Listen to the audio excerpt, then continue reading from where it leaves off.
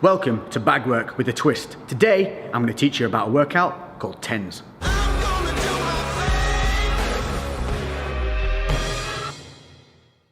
So what's up guys, and welcome to something a little bit different, and this is a heavy bag reps workout. Now what do I mean by that? What I mean is you don't need a timer. This is all about the number of punches you're going to be putting in. So this is basically something that's going to help you build that motor pathway to your punches. It's going to help you learn, but also it's going to be a good cardio workout, it's going to be a good muscular workout, and it's going to help you push those mental boundaries. So without further ado, let's get on and look at what we're doing today. First things first, equipment that you're going to need. Some simple gloves, 12 ounces to 16 will protect your hands enough for this. Most gyms will have them for you to borrow, so don't be afraid to ask. If not, you can get any old relatively inexpensive ones. I've got these Venoms, I think they call them Venom Elite or something like that. I'll link them in the description below, simple Amazon buy, so check these out, I could recommend them. Number two is footwear. Make sure that you have something on your feet that's going to give you the support that you need. You do not want to be wearing running trainers. If that's all you've got, do it barefoot. That's absolutely fine, but if you want to invest in something cheap and cheerful, which I've used and has lasted me a long time, some of these bad boys. So these are some relatively inexpensive Lonsdale boots. Again, I'll link them in the description. They cost around £30–35. The last pair I had lasted me literally 3 to 4 years. I can't remember what, because I had them that bloody long. So this is specifically a heavy bag routine, and I'm going to show you why. This may look like a relatively heavy bag, but if we give it a little shot, you can see how much movement there is in that bag. Now, because we're going to be doing punching in numbers, we need something that's going to offer some resistance. Enter Big Red. If we hit Big Red, it doesn't go anywhere, and that's exactly what we want. We want our punches to be landing nice and solidly and transferring all our energy into the bag. If the bag swings or moves or is too thin and we miss, that's when we risk hurting ourselves. So the workout itself, it's called tens. What does that mean?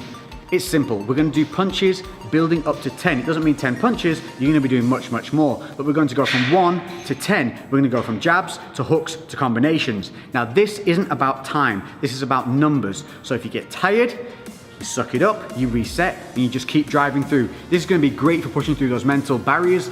Often, the body can keep going, but the mind quits. This type of training will help you push through those mental barriers and let you know that the body can keep going even when you feel tired. Additionally, this is going to help you build those motor pathways for learning to throw those punches correctly, because this one, again, is not only about time, it's not about speed either. So, we're looking to get some good connections with the bag, we're looking to think about what we're doing with every punch, and we're looking to get better as time goes on.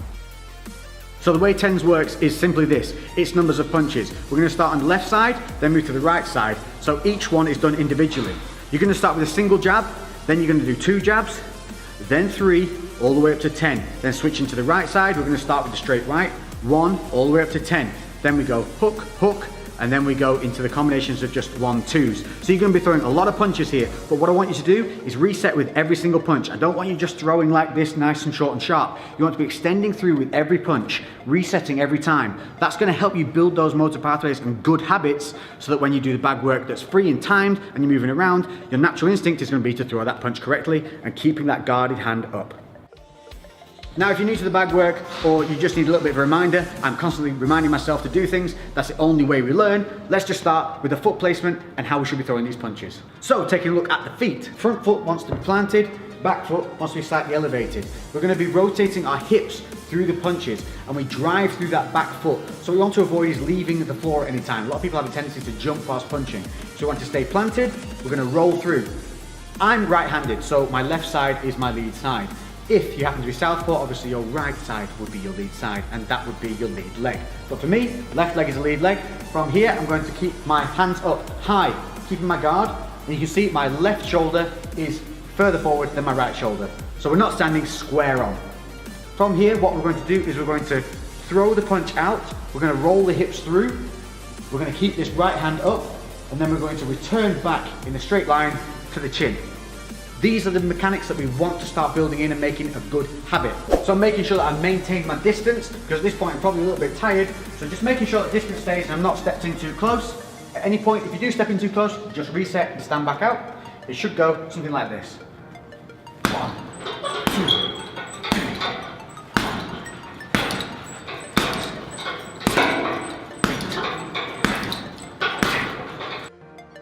So moving on to the straight right. This is a much bigger shot. So it's going to travel more distance, it's going to be a little bit slower. So again, don't try and go too quickly. We're going to keep that left side forward, not standing too square. we're gonna keep the left guard up this time, and we're gonna roll through with that big right punch, and then bring it back to the chin. So like I said, this is going to be slower, it has to travel further. I really want to roll my hips through, driving off that back leg. So, the right one, keeping that distance, making sure that you've got that range, coming through, bang, bringing that left hand up to guard. So as you come through, get in the habit of just popping that left hand up. So when we're throwing them in multiples, slow it down, make it count.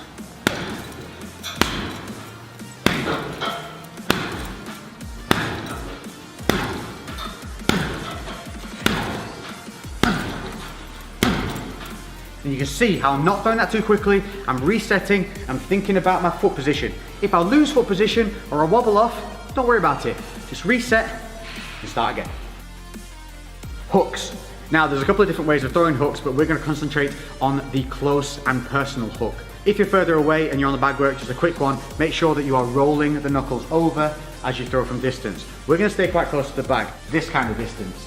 The reason I want you to stay close to the bag is to reduce tweaking the shoulder or hurting your hands. So foot positioning always stays the same. Front foot planted, back foot up, rolling through the hips. Now with the hooks, we can give a little bit of a wind up here. We're just gonna, for the left hook, drop, and then we're gonna come up, keeping the elbow high and hook through. So we want to just develop a bit of an exaggerated habit of bringing that elbow up and high. You'll see a lot of guys when they're shadow boxing, you see them, they just bring the elbow around nice and tight. That's what we want to do here. Obviously, once you get a bit more fluid and you get a bit more technical with things, you don't need to have the elbow as high, but again, exaggeration helps develop that motor pathway. With the hook, I also want you to stay at head height. What a lot of people do here is they have the habit of hitting at around about the neck, because it's just a little bit lazy. As you get tired, the hands will drop. So try and focus on a point on the bag that is head height. From there, you're just going to roll in, boom, hit that punch. As soon as it lands, you're going to bring it back to the chin. And remember, we want to whip through with the hips. So give it a real nice little and spin on that back foot, really drive through, push the hips all the way around. Again, slow it down, make them singular punches, resetting defenses each time.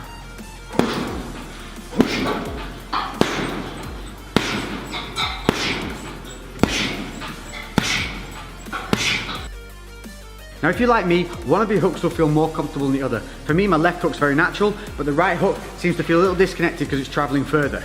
With the left hook, I tend to turn my hand over and really bring it in. With the right, I tend to like to punch up close with the hand like this rather than this. So I'll come in with the right hook like so. For me, it just connects better and it feels more natural. But if keeping the hand turned over feels good to you, that's going to help you keep the elbow up. So whichever way you do it, just think about remembering to keep that elbow nice and high, keeping the other side guarded, as always, to keep the elbow nice and high. Noticing as I throw the right, the left comes up to guard that counter punch side.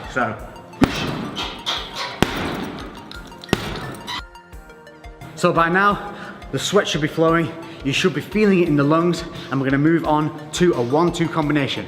Nice and simple. So for this, you're gonna be doing one punch straight after the other. You're gonna be coming in with a jab, then rolling back through with the straight right.